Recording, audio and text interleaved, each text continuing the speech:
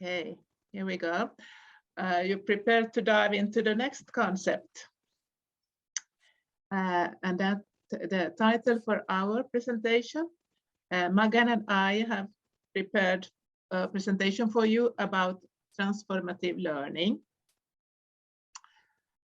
And I can start with telling you, I was in a conference in the beginning of November in Denmark.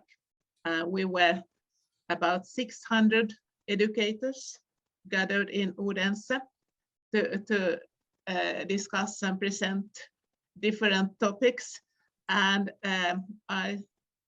during these days, I realized that many, of course, I listened to many different presentations during the 3 days, and I realized I heard the concept transformative learning almost in every presentation. And I listened and realized that the presenters used the concept in quite different ways and with different definitions. So we think and we know with Magan that this is quite complicated concept with different meanings for different persons. So that's the reason why we want to open it up. And we start with our own pre-understanding.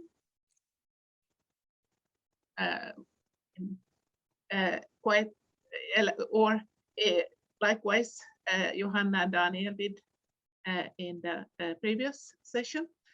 And then Magan is guiding us through the theoretical background for the concept and what transformative learning could be in school for the pupils.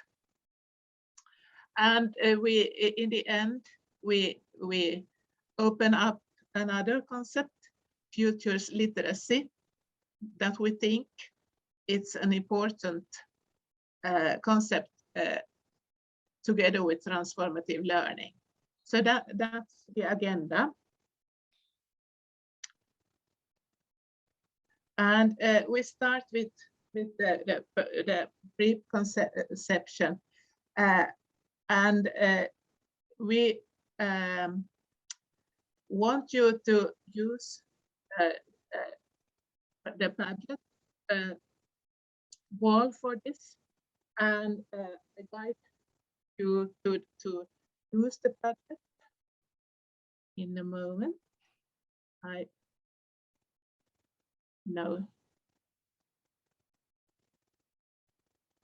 So, here you can see it. I don't know if you're used to use the Padlet. You can see it.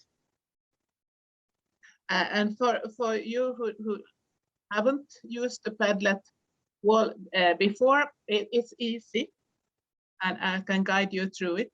When you are in the breakout room in a while, after a while, and you are in room 2, in group 2, and you want to write down what you are talking about, just click on the plus button and write something, what you are talking about, some reflections, some words you want to share with us. And when you have written something and it's time to gather in the main room, you just click publish and the text will be visible on the wall. So I delete that one. And we go back to the presentation, and before that I take the link with me.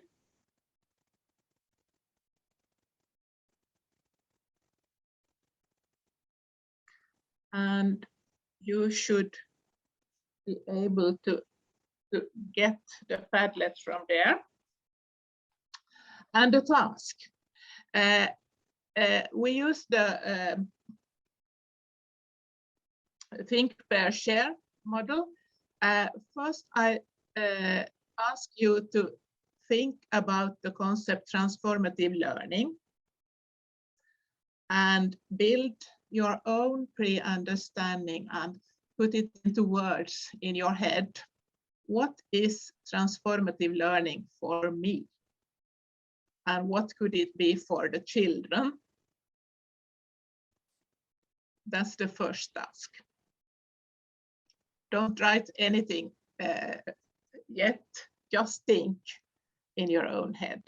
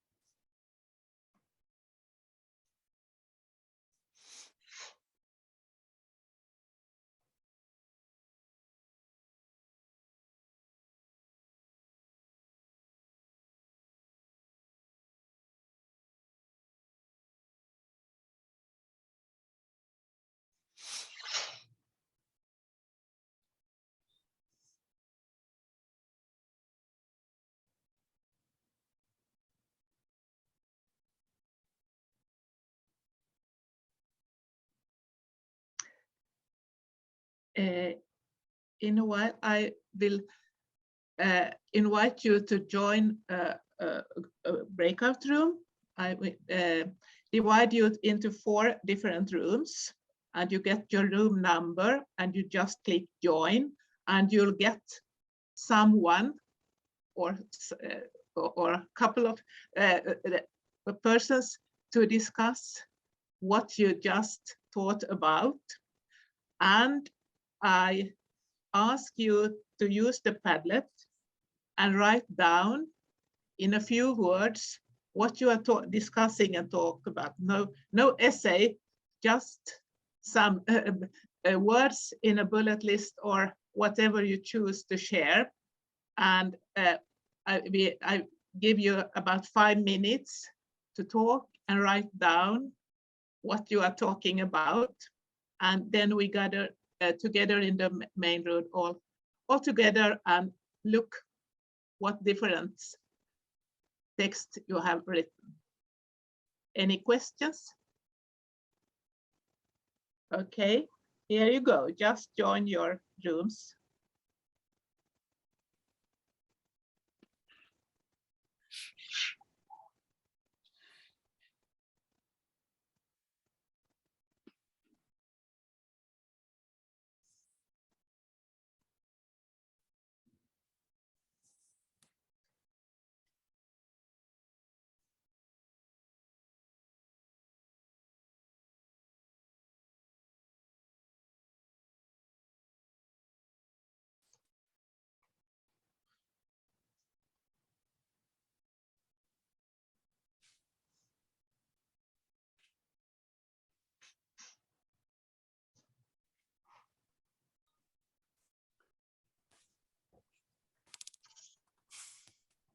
Ann-Katrin.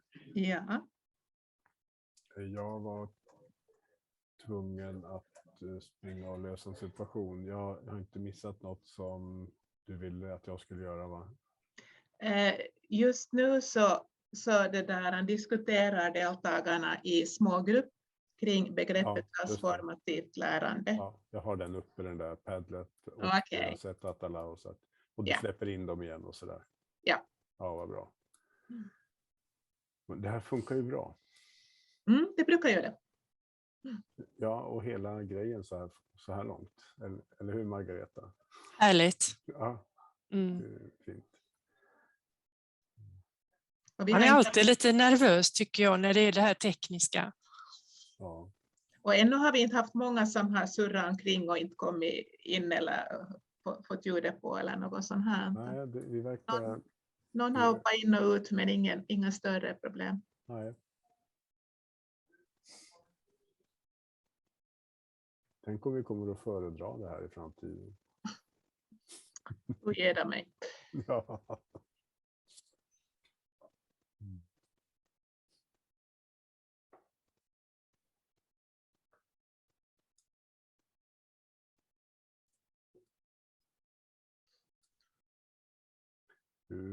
Ska vi se, de är i rummen hur länge?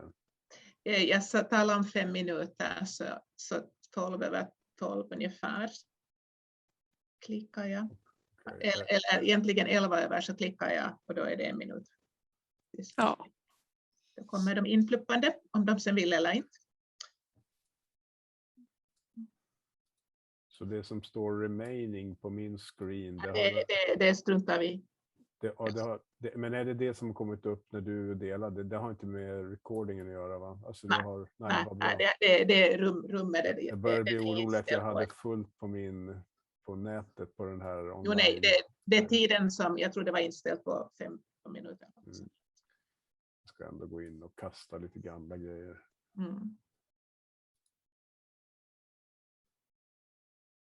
Och Magga, jag tänkte inte fördjupa mig hemskt mycket i den där texten som kommer, utan det här är ju det där reflektionen det viktigaste, men den här kan vem som helst återkomma till sen.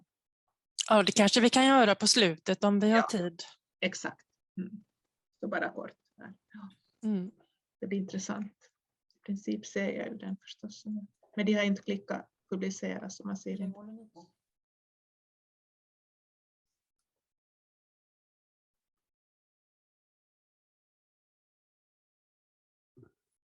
Länge.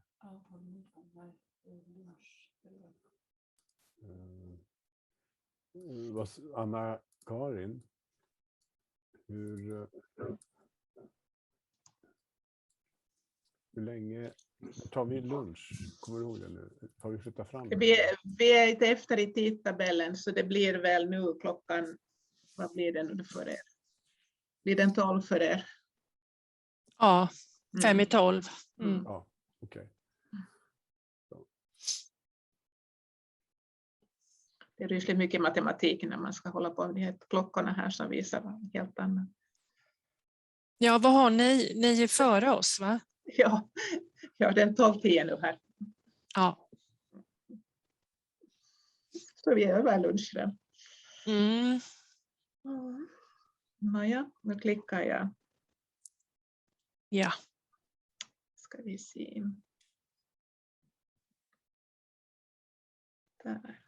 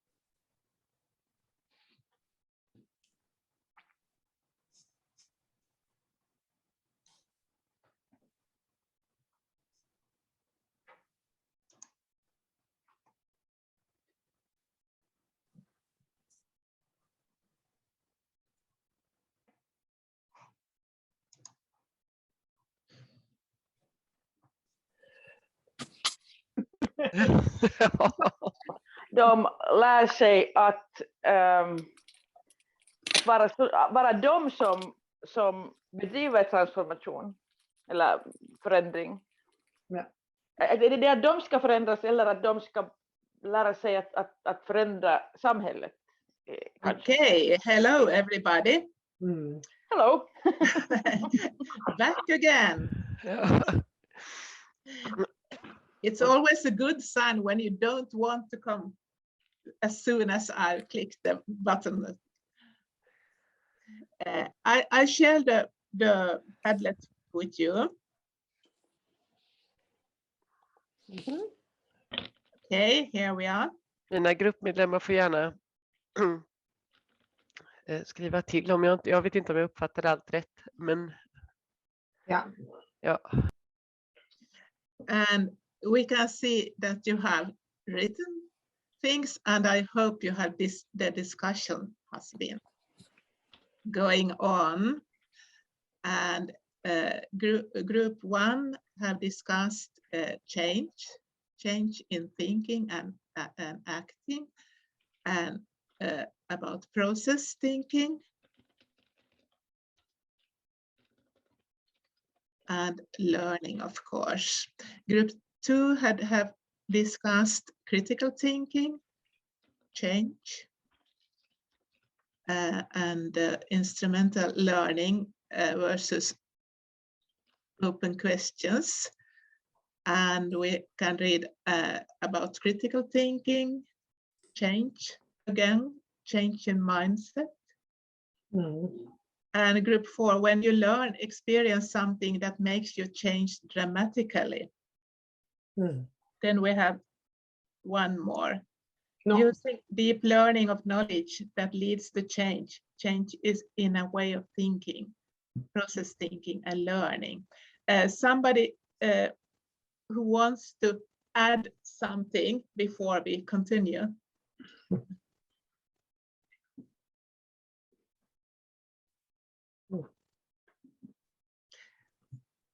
We will have opportunities to discuss after a while, but if there aren't any questions right now, we let Magan proceed and tell us about what research results we have on transformative learning and definitions from the research. So please, Magan, I share the screen and the presentation. Thank you. So before I will talk about transformation and transformative learning, I think we need to say something about learning and what transformative learning is not. So you can click. So learning is any process that in living organisms leads to permanent capacity change, and which is not solely due to biological maturation or aging.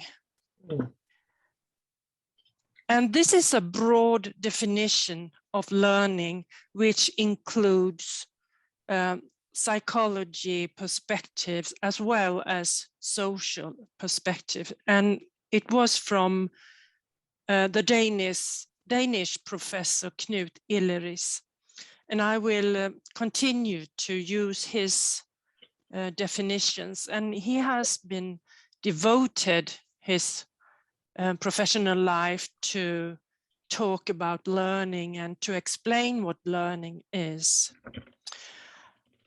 So this is Illeris' model of learning, and he claims that all learning involves two very different processes, namely the external interaction process between the learner and his or her social, cultural, or material environment, and an internal psychological process of elaboration. So this is two processes that are going on in every learning situation, he claims. And in addition, he describes three dimensions of learning, and it's content, incentive, and interaction. And let's see, I have my notes on a different computer, so I have to move between my computers here. So the content dimension concerns what is learned. And this is usually described as knowledge and skills, but it can also include many other things such as opinions, insight, meaning, attitudes, values, ways of behavior, different methods, strategies, etc. So it's not just like a content within, I forgot the word, ämne. Topic, yes. Or So it's not only topic content, but could be behavior and those things I said. And the incentive dimension provides and directs the mental energy that is necessary for the learning process to take place. So this one comprises feelings, emotions, motivation, and desires, that sort of things. And this is important for the mental balance of the learner. And these two dimensions are relying on each other. So which the arrow indicates, you see, you move between the content and the incentive. And this is, of course, something that all teachers know. And the interaction dimension provides the impulses that initiate the learning process. And this may take place as perception, as experience, activities, participations, etc. And it builds up the sociality of the learner. So when we talk about learning, we talk about these two processes and these three dimensions, according to Illyris, that is. So it's also important to mention that each dimension includes a mental as well as a bodily side. So both mental as bodily. And actually learning begins with the body and takes place through the brain, which of course is a part of the body. So this is a holistic point of view. When you talk about learning, we don't separate, you know, body and mind, body and knowledge, but it's all about the body. Yes, we can move on. So before we understand transformative learning, we need to look at other forms of learning, I think. So following Illyris, who in turn uses Piaget here, the human brain organizes learning. And in this perspective, they talk about mental structures in the brain, mental schemes and mental patterns. And in relation to learning, the crucial thing is that new impulses can be included in the mental organization in various ways. And on this basis, it is possible to distinguish between 4 different types of learning, which are activated in different contexts. They imply different kinds of learning results and require more or less energy. So the first thing here is the cumulative or mechanic, I can say that word, I think. The cumulative learning, which is characterized by being an isolated formation, something new that is not part of anything else you already know. So this is, of course, when you are very small, when you learn everything for the first time, then it is cumulative learning, as I have understood this. So it is most frequent during the first years of life. The most common type of learning is assimilative learning, or learning by addition. So this means that new element is linked as an addition to a scheme or pattern in your brain that is already established. So this is typical school knowledge, seen in a traditional way, that is. And sometimes situations occur when something takes place that is difficult to immediately relate to an existing scheme or pattern. And this is experienced as something one cannot really understand or relate to. But if it seems important or very interesting in some way, this is something one is determined to acquire. So this is accommodative or transcendent learning. I think you have all heard these conceptions before, but I thought it was good to just say something about it to understand the transformative learning later on. So this one requires a strong supply of mental energy. And I think when many scholars talk about transformative learning, they are really talking about accommodative or transcendent learning. So it is much more demanding than the two first forms of learning. So assimilation and accommodation are the two types of learning that characterize general, sound, and normal everyday learning. So that is what we usually do in school. But sometimes we do the accommodative and transcendent learning, and finally we have transformative or expansive learning. And this learning implies what could be termed as personality changes, which we could see in the Padlet before. Someone said something about this.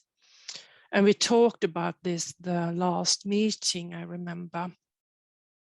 So this kind of learning will affect you in your life. It is the result of a crisis-like situation, and it's caused by challenges experienced as urgent and unavoidable, and it making it necessary to change oneself in order to get any further in your life or in a specific situation. And this is probably what humanity as a whole is facing right now, I think. And I think that's why we are doing all this Erasmus project. And we see the pandemic, the climate change, the refugee flows. So this is what we're facing right now. And that's why it's important to talk about transformative learning, I think. The four types of learning here are, as you can see, widely different in scope and nature, and they also occur or are activated by learners in very different situations and connections. Yes, we can change. So the one that we relate transformative learning to, who has written a lot about it, is Mezirow And he has made these 10 phases. I don't think that we should go through all of them, but he starts by talking about that we have to encounter a disorienting dilemma, as we are doing now, as I talked about the pandemic or climate change and so. And when we do, we need to reflect and make a self-examination. What do I think? What do I feel? And so on. And then you have to move on to a critical assessment and recognize, and you have to explore, and then you have to plan a course of action. And this is what we can do in school as well, I think. So this is quite hard work, as you can see. It's not like we encounter a disorienting dilemma and just go on to problem solving direct, because this is very constraining and hard work. But I will not continue this slide, so we can move on.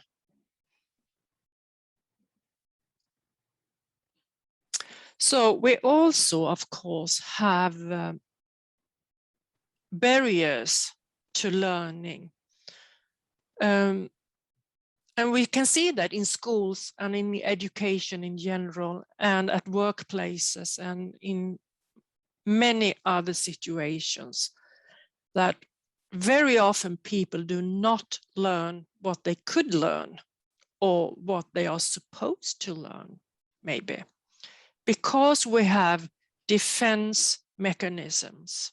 For example, the feeling of endless changes and reorganizations, which are very exhausting. Then we defend ourselves. We don't want to learn more. And then we have identity defense. And this happens typically in relation to a sudden situation, which I think we felt, many of us at least felt, when we had to work from home. It was really hard for many of us.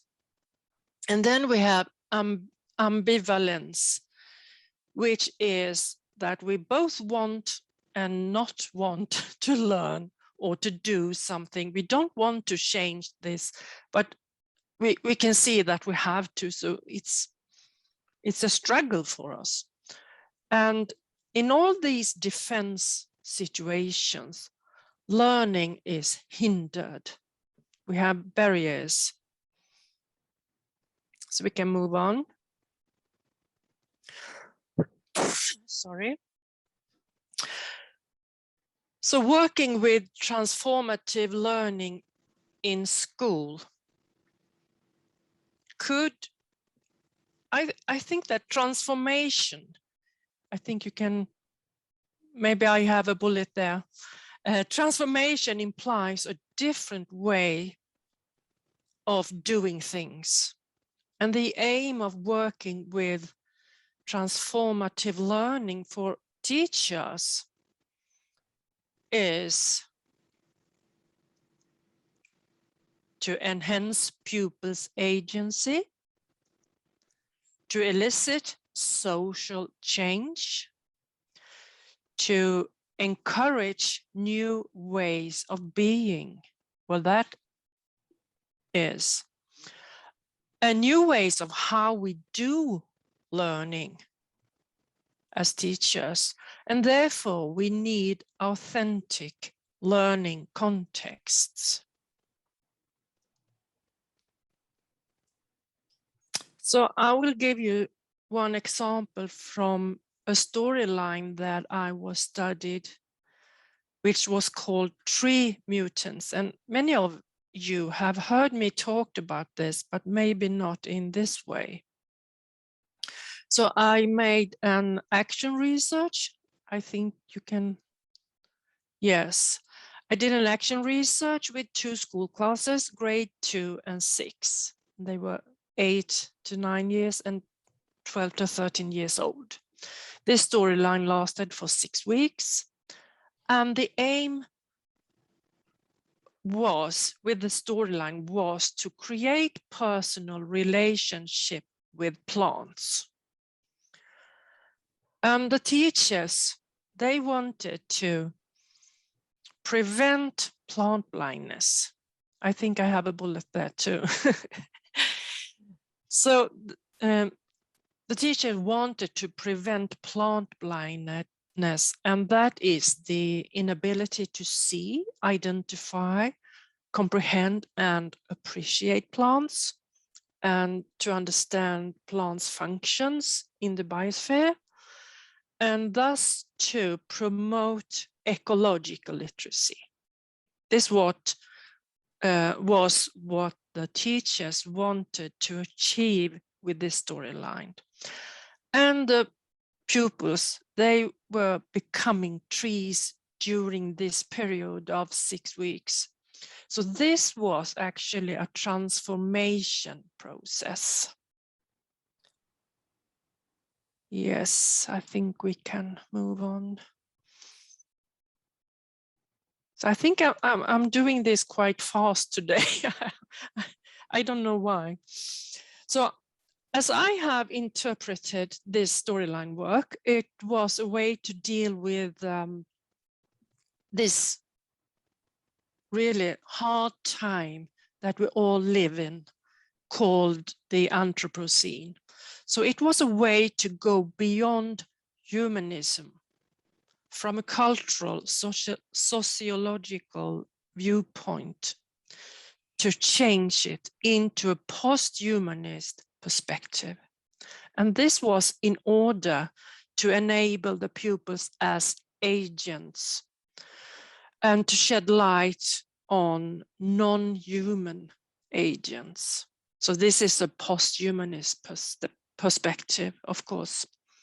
So when I wrote an article about this, I tried to envision humans' everyday coexistence with others and simultaneously shed light on the children's need for a sense of belonging. So the storyline work was a way to let the pupils be with non-humans and to engage with the green side of the world, and vice versa, to let the green side engage with the pupils, with the children. So what I saw was that the children, the pupils, they were moving from a then to a now, which implies a change. And you all wrote change, I think, in the Padlet. So this is important to transformative learning, of course. And one pupil said, I notice trees much more now, and I think of trees quite a lot. Now I care somehow about trees. And another pupil said, I have learned stuff about my tree, like the importance of water and nutrition. And I have begun to think that trees actually have their own lives. Yet another student said, I know a tree now. I have worked together with it. I have observed it and I've been with it. I and my friend had our trees next to each other in the forest, so they were also friends. We could see that the trees were friends, and the trees became our friends. Another one said, I have sort of been taking care of a tree, and so I had to learn about trees. Now I actually think that trees should be treated like a real person. You know, the forest is like their home, and we just barge in and damage and ruin their environment. It would not be nice if someone came to our house and destroyed it. So therefore, are more careful now. So this happened because of a change in knowledge, a change in awareness. And these quotations are in line with transformative learning as Meserov is describing it. But this is, I think, at a child level. It's not that they have to go through a very difficult time, but still they have changed in mind. And this shows a deeper appreciation of nature, environments, and of plants and of trees. And as I have said, you can move forward here. It has been a change in attitude. So they didn't view the trees as living organisms from the beginning, but now they are truly their friends, as you can see in the pictures here. So the process of transformative learning includes affect, intuition, and imagination. And the students' attitudes after this storyline demonstrate a transformation from not noticing plants as living organisms to regard plants as friends and as individuals that have their own lives. And the pupils identify themselves with trees now, and they compare the trees' life worlds with their own. So this change in attitude, I think, is an important first step for action and for social change. So I think this is a way to relate to transformative learning as a teacher and in education in school with younger students. So the transformation learning opportunities that I could see was based on 3 aspects of transformative learning. So it was opportunities for critical thinking. And I think this was very much facilitated through key questions. And I think all of you that have worked with Storyline can relate to this, that we give them opportunities to share their critical thinking and their thoughts and their knowledge. So the pupil had also opportunities to share the transformative process itself with each other. They could say that they have changed their thinking and their knowledge, and they could see this process when they talked about, before I thought this, but now I'm thinking this. And this was also an opportunity to act in accordance with their new knowledge and their new perspective. And for you that have listened to me before, you all know that these children, they decided to demonstrate for the trees. So according to Meserov and his theories, self-reflection is crucial in this process. So the students were given several possibilities to discuss and to reflect. They reflected on the state of the forest they visited, and they reflected on the life of the trees. So hereby they could learn from each other, and they come across different opinions, and they could share their thoughts, which in turn could support further self-reflections.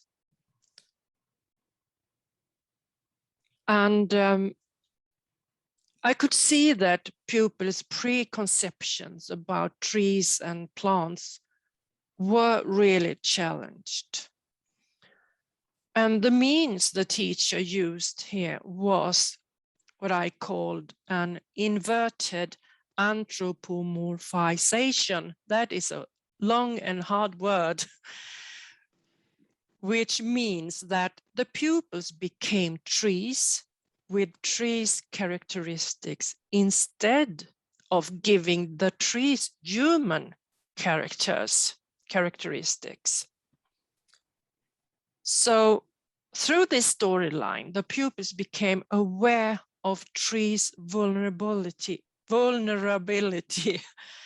and the intertwined relationships between human behavior and the more than human world.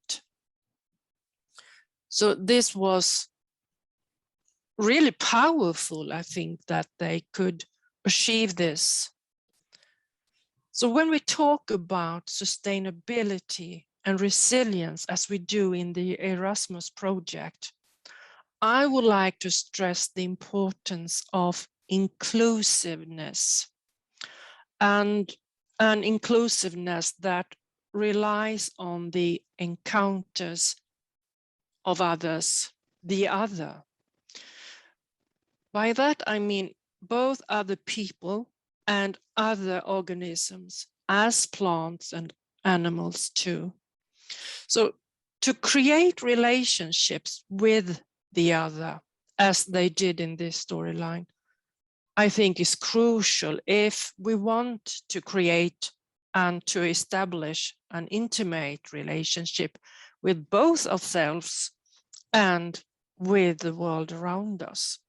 So we cannot return to the past, which most of us would like to sometimes, but that is not possible.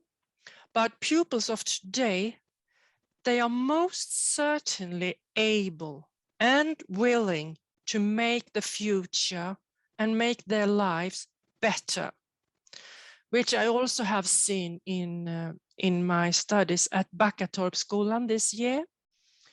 And through transformative learning, I should say, though transformative learning is very hard, new ways of looking at sustainability requires, I think, transformative learning processes that involves relevant content, inspiring pedagogical methods, as the storyline approach, I think, is. And we need to include pupils' identity processes. So a closer relation to the surrounding world must be established. And I will end this talk with the students' words. I have showed you the photo story many times when the children show their images and they talk, but I will just read the words now to show you the transformation, the changes. So they said, everything is nature. Nature is us. We are nature. Trees and we are nature. We are trees. We are birch, we are pine, we are oak. We are leaves in the wind. We are roots in the soil. We are a stretching branch. We are a crown reaching for the light. We are a trunk to lean on. We are safeness. We are the oxygen you breathe. We are nutrition. We are the house you live in. We have been, we are, and we will be. We are life. We are hope. We are nature.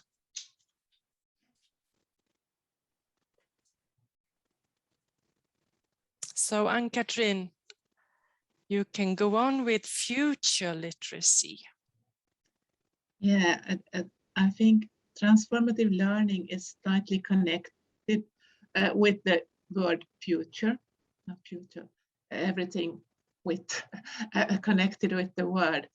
And we were discussing with Magan what we are working with in Finland and in Sweden. And I told Magan that in Finland, the word futures literacy is very common right now within environmental education. And we have different schools around Finland working with long time projects according to future literacy.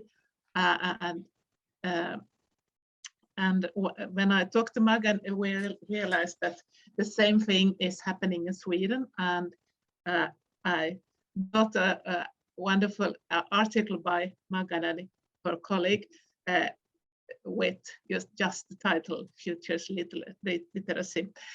And the model you have on the screen is, in fact, an activity that teachers can do for themselves, of course, but with children. So this activity is designed to be used in school classes with children, and it's not mine, as you can see down under in the picture. The researcher behind the activity is Otto Tähkäpää, one of these lovely Finnish names for you, my friends. And he's a researcher at Sitra. Sitra is a big governmental foundation in Finland where they do a lot of research according to environmental education and future literacy in Finland. So it's a wonderful institution or foundation. And this Otto Tähkäpää, when he describes the activity, he is dividing the screen in four parts, and you can do it so that the pupils have their own piece of paper with the cross form and the words, or you can do it on the wall together, or you can do it on the floor, so that the pupils themselves are the pieces to move on the right places. And in the activity, the pupils have to make decisions or form opinions about things. And the wonderful thing with the future, or the challenging thing, is that you can't predict how the future is. Nobody can. And that's sort of a lovely thing. For everything you think and your opinions are always right. It's your opinion. So there is no right or wrong thinking here.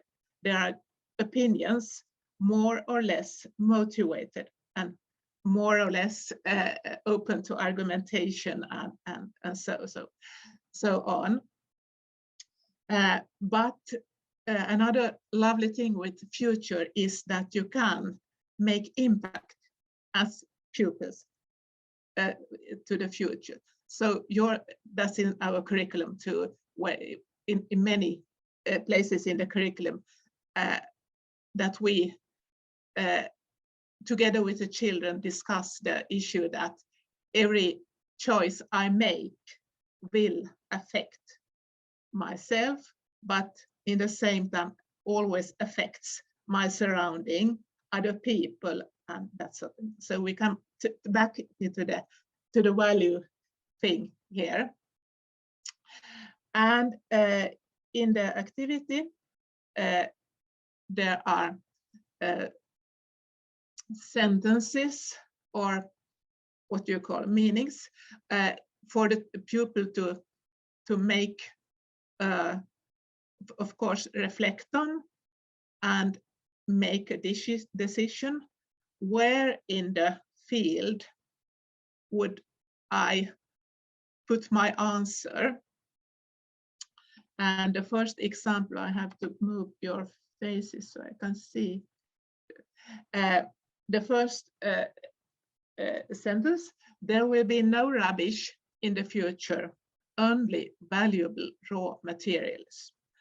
And the pupil or the pupils have to decide, is this likely to happen or is it not likely to happen? And put his or her own mark somewhere in the line between. And in the other, what you call dimension, they have to choose, is this something I want to happen? Is it desirable? Or is it something I not want to happen? Is it undesirable? And move the mark in to show where on that line my mark would be. And if you do it so that pupil themselves are the marks, they go to the floor and where they think their opinion suits.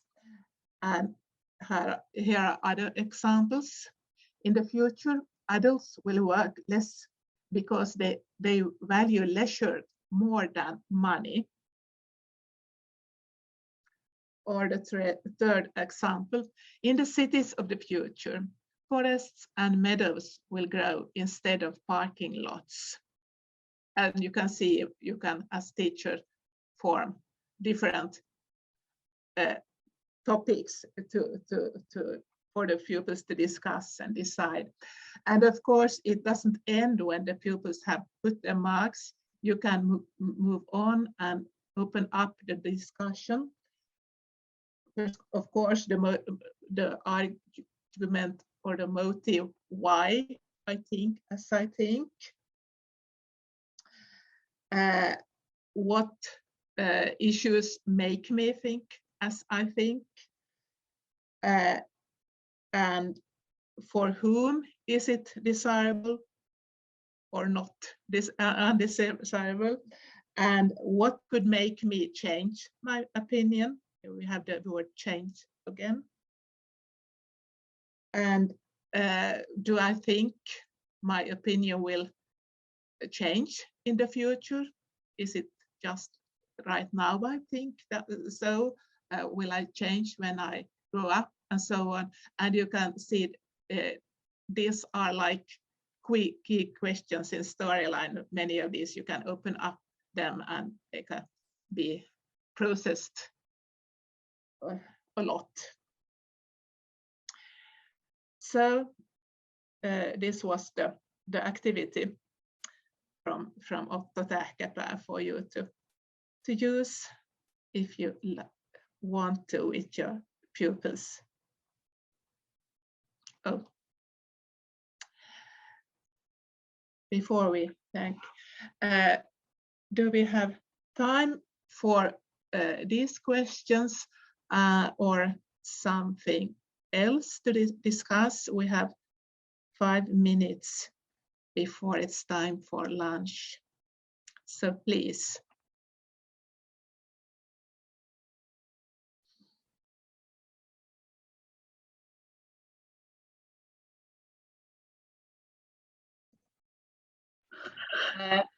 I think it was a great session. Many thanks. I was so glad to hear about the importance of the reflection and the tool that you've shown just now is a possibility to make the reflection structured, put it into the education more, I think. And I struggle as a headmaster to have my staff reflect by their own. And I have been given them a reflection book in August, and I every week put some questions I encourage them to reflect. And I think this is an important thing, to have some space in our life and to make the reflections regularly, because collaborative work between teachers and learning in schools, you need that kind of process. And I think I'm very impressed of your performance today, and I think Magan, you will be a keynote speaker at the Storyline conference, and I hope you do the twist again with what we need to do. We need to change this, and I think it's Johanna and Daniel's session before, and this comes very nice, and I hope we can also discuss it further at the open space about transformative learning. Just a comment. Thank you.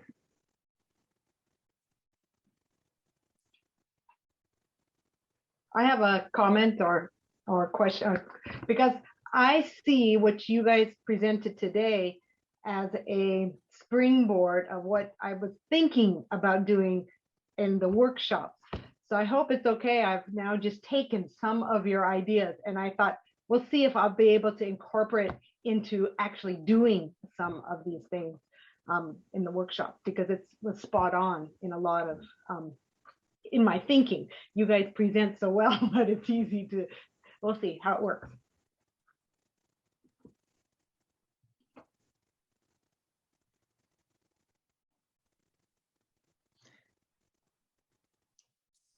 Gitte, did you have your hand up? Or no, I was just like my thumbs up. Oh, I was okay. agreeing on what you were saying. Thank But you. thanks a lot for a very interesting session.